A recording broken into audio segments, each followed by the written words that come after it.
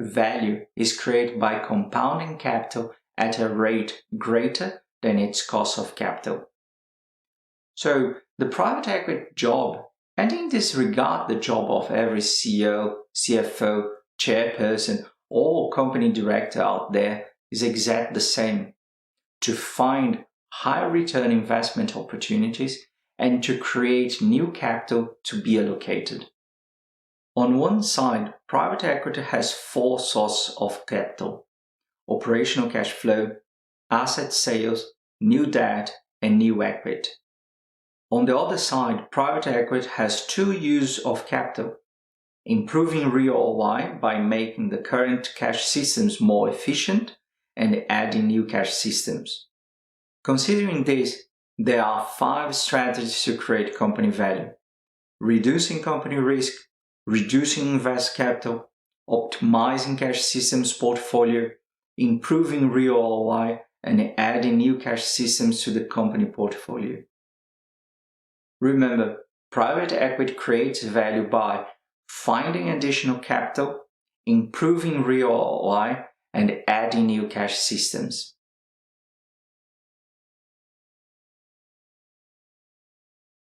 Measuring company risk is the most controversial topic in company valuation. Even though the market has a generally accepted practice, it has some famous critics like Warren Buffett. Away from this discussion, private equity has a more practical way to deal with company risk. It is all about people. It is important to remember that company value is based on cash flow forecast, but the future will be different than what you forecast. From the private equity perspective, reducing company risk is to improve the company's skills to deal with future uncertainty. In short, to reduce risk, private equity will improve the company's decision-making skills. The private equity will focus on improving the company talent pool in some key areas: capital allocation, marketing, operations, finance, corporate governance, tax planning, and legal advisory.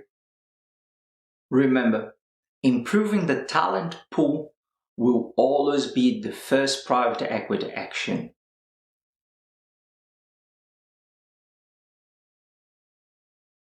It is a common mistake to think that accumulating assets creates value.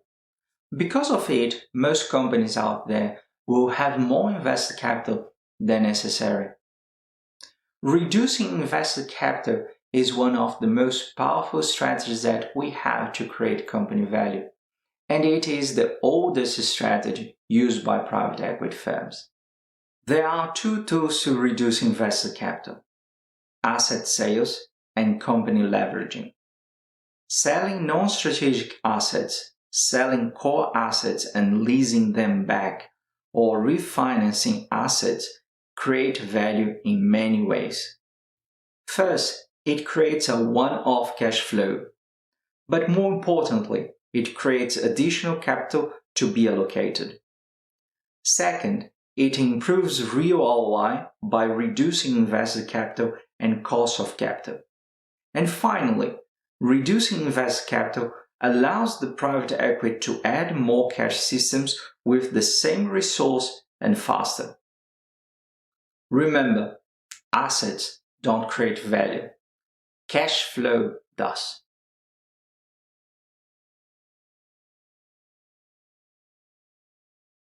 It is not rare to find a company with a positive P&L that has business units with positive P&Ls with negative cash systems. Those are the value sinkholes. They are company operations that are destroying value. And because most companies don't use the cash systems approach, they are really difficult to spot. There are 2 kinds of sinkholes: the bad sinkhole and the sneak sinkhole. The bad sinkhole is a cash system that delivers negative cash flow. It is destroying cash. The bad sinkhole needs to be terminated immediately. The sneak sinkhole is a cash system with a positive cash flow, but not enough to pay its cost of capital. It is not destroying cash, but it is destroying value. The sneak sinkhole needs to be terminated or divested. Optimizing the company portfolio creates value in two different ways: by creating one-off cash flow from asset liquidation and divestments, and by removing negative cash systems. Remember, the easiest way to create value is to stop destroying it.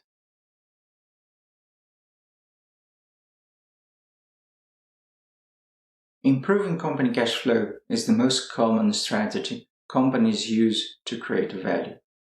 Of course, private equities will also use this strategy, but they will do it in an entirely different fashion. There is this myth that to achieve big returns, you need big investments. Because of it, companies will often use some kind of trend consulting tool. They are fine, they work. But big returns with big investments is not a good investment. Private equity uses a different approach. It needs to be surgically precise. Private equity wants to find big returns with small investments. To find the sweet spot, private equity will use the cash mechanics theory. They will measure each cash mechanics factor on 3 dimensions: range, how much you can change the factor; sensitivity, how much a minor change will impact the cash flow; and resistance, how easy you can change the factor. With this information, private equity will find the easiest minor change that will unlock most of the potential value. Remember, to create value, the company doesn't need to transform everything. It just needs to transform what really matters.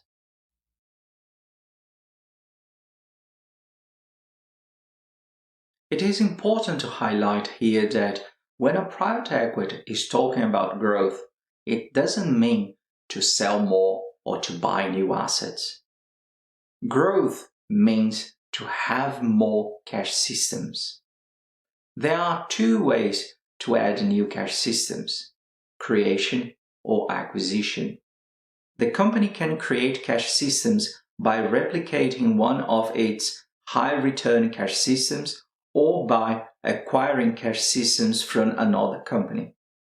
Adding cash systems creates value in 2 different ways: by transforming an investment into a cash flow when it creates a cash system, or by transforming the real ROI of the acquired cash systems. Usually, acquisitions are the preferred way just because of time. However, if the time from inception to maturity is not too long, the creation of cash systems can also be a valid strategy.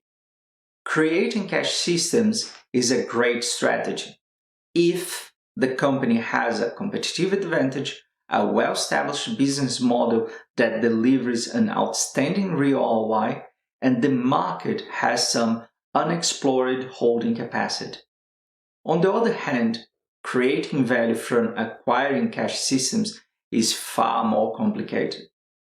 It is all about knowledge arbitrage, the difference between the real ROI that the company knows how to produce and the real ROI of the potential acquisition.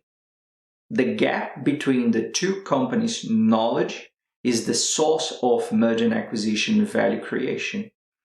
The biggest the knowledge gap, the best. Remember, growth is a powerful tool, but it's not a sure thing.